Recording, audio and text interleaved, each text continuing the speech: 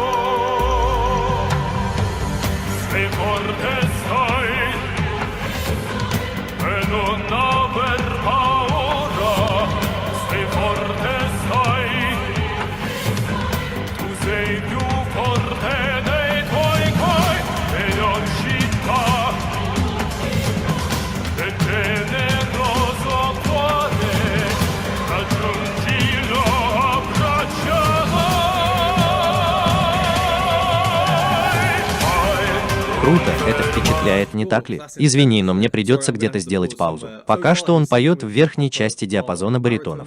Обычно ожидается, что баритоны будут петь до Е. Он переходит на F, так что на одну ноту выше. В этом вступлении я услышал несколько очень интересных вещей, которые я хотел бы кратко пересказать. Во-первых, это гармоническая прогрессия, последовательность аккордов, которые используются в этом маленьком разделе.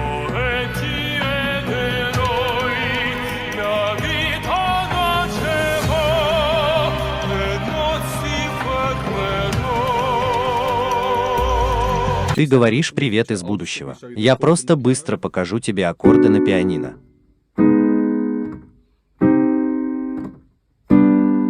А потом озвучь их чуть ближе друг к другу.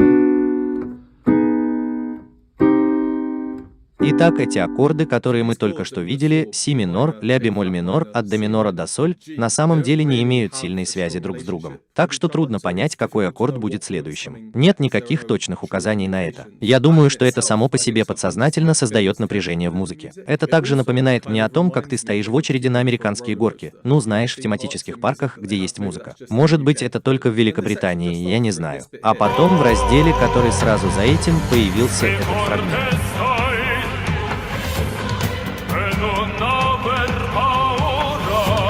Мне это действительно интересно. Я хочу задать тебе вопрос. В каком ключе мы сейчас находимся? Мы находимся в точке G, это совершенно ясно. Это хорошо слышно по басам. Ду-ду-ду-ду-ду-ду-ду-ду-ду-ду. И мне кажется, что я действительно очень слабо слышу звук Р. Значит, у тебя есть Г. Таким образом, мы знаем, что у нас есть Г, и у тебя тоже есть Г. Но тогда это средняя нота аккорда. Вот эта нота обычно определяет, мажорная она, радостная или минорно-грустная. Таким счастливым был бы мажор. Это было бы печально. У нас пока нет четких указаний, так что мы немного не уверены. Судя по всему тону того, что мы слышим, по всей атмосфере, я бы сказал, что это незначительно, это печально. Понимаешь, здесь много напряженности. Чтобы еще больше запутать ситуацию, текст песни в переводе звучит так: «Ты сильный, не бойся, будь храбрым» и тому подобное. Должно ли это радовать и ободрять? Или ты еще не достиг своей цели? Так стоит ли придавать этому более негативный оттенок? Тебе немного грустно, но мелодия все же заканчивается на третьей мажорной ноте. Будь счастлив. Но на самом деле она не кажется такой уж счастливой, не так ли? Так что, хотя теоретически это имеет смысл, мы играем в мажорной тональности. Почему же мне так не кажется? Может быть, Игорь просто дерзит и добавляет естественную соль, но на самом деле это соль минор. Это сразу привлекло мое внимание, и я думаю, что тот факт, что это так интересно на базовом уровне, гармонично, фундаментально, может только преувеличить интересность голоса Димаша. Давай продолжим с того места, на котором мы остановились.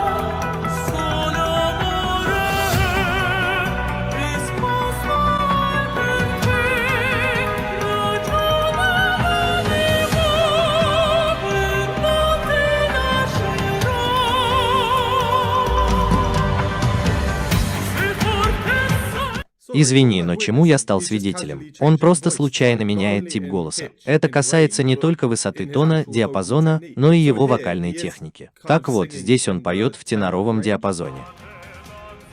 Но его голос не похож на естественный тенор. Под этим я подразумеваю, что некоторые люди просто рождаются с естественным тенором, высоким грудным голосом, он очень плавный и воздушный. Вокальная техника, которую он здесь использует, больше похожа на баритон. Даже великий Паваротти, самый знаменитый тенор всех времен, когда он пел в нижнем регистре, сразу можно было сказать, что он тенор. Это тенор, который поет ниже.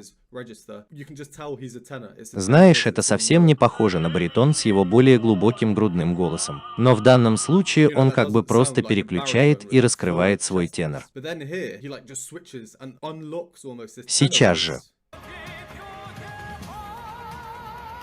И если этого недостаточно, то он тут же переходит на этот сочный, ну знаете, контртенорский голос. Другими словами, это похоже на мужской альт. Это безумие. А затем в этой фразе он переключается со своего полного грудного голоса на смешанный, так что обычно у вас может быть примерно 3 голоса. Ваш полный грудной голос более низкий, ваш голос в голове, или ваш фальцет более высокий, а затем смесь, которая находится между ними. Если вы плавно переходите от одного к другому, это что-то вроде того, но если вы не делаете этого плавно, это явный разрыв. Представьте, что вы играете йодлем или что-то в этом роде. Я прошу прощения за столь неудачную демонстрацию. Итак, он переходит от грудного голоса к смешанному, затем снова к грудному, а затем просто к голосу в голове. Так легко и непринужденно. Грудь, смешивайся. Грудь, голова. А затем немного взбей в блендере. Я действительно могу себе представить, что наблюдение за этим вживую было бы почти похоже на опыт внешнего тела. Все в порядке, давай продолжим.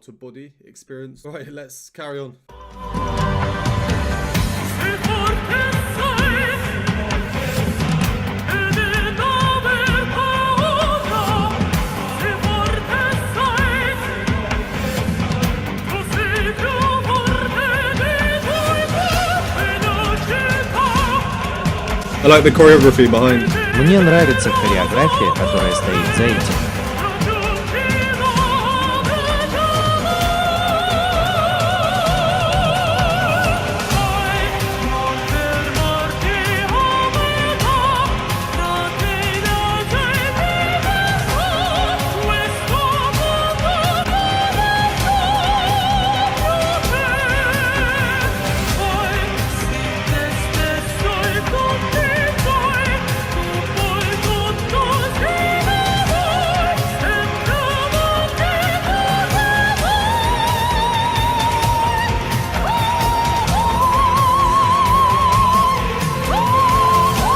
Ah.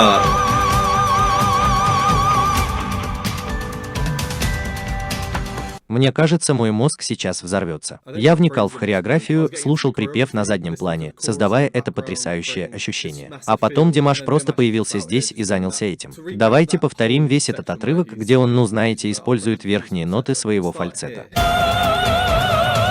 Начнем с этого. В его устах это F звучит так просто. Парни могут это сделать, но это сложно. Я не знаю, как он воспринимает это с точки зрения своего собственного диапазона. И я видел в комментариях, что во время интервью он говорит не зацикливаться на своем диапазоне, а просто наслаждаться музыкой. Но мне интересно, считает ли он это чем-то высоким, потому что у него такой широкий диапазон, или он просто думает: о, это что-то среднее.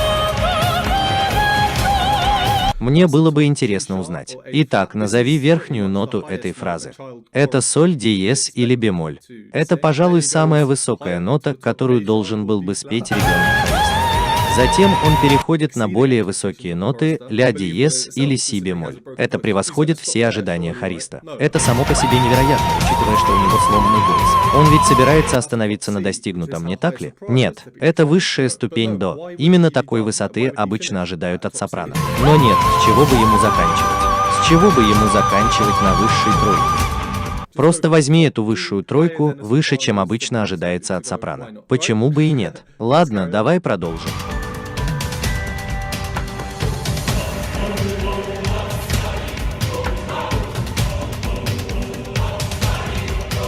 He's a showman, isn't he? Он же шоумен, не так ли?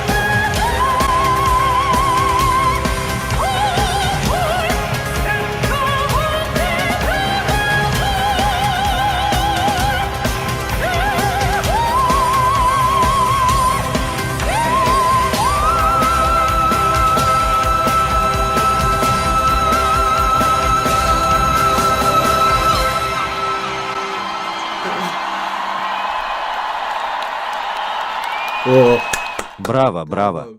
Ну и шоумен же ты. Это здорово. Я имею в виду, что он просто очаровывает публику. Это совершенно нелепо. Вот он заканчивает на верхнем Е. Это всего на одну ноту ниже верхней ноты печально известного соло Королевы ночи из волшебной флейты Моцарта.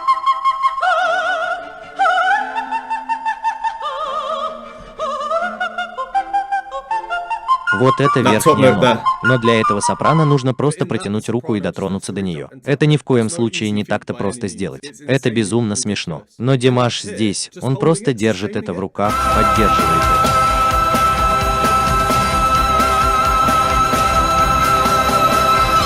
У меня от этого просто голова идет кругом. Я понимаю, почему Игорь Крутой ушел на пенсию после того, как услышал Димаша. Он способен писать музыку, которая раньше считалась невозможной. Не может быть, чтобы кто-то смог это спеть. Я просто хотел бы коротко и с уважением отметить инструментовку, потому что в конце концов это не выступление без музыки, которая поддерживает певца, особенно партию фортепиано. Нет, я просто потерял дар речи. Я получил так много рекомендаций от Димаша. Я уверен, ты видишь, что я совершенно сбит с толку, и я продолжу это путешествие с Димашем. Я так рад видеть границы, которые он как бы проверяет здесь. Давай оставим все как есть. Как всегда, спасибо, что смотришь. Мы были бы признательны, если бы ты поставил лайк, подписался, и мы увидимся в следующий раз.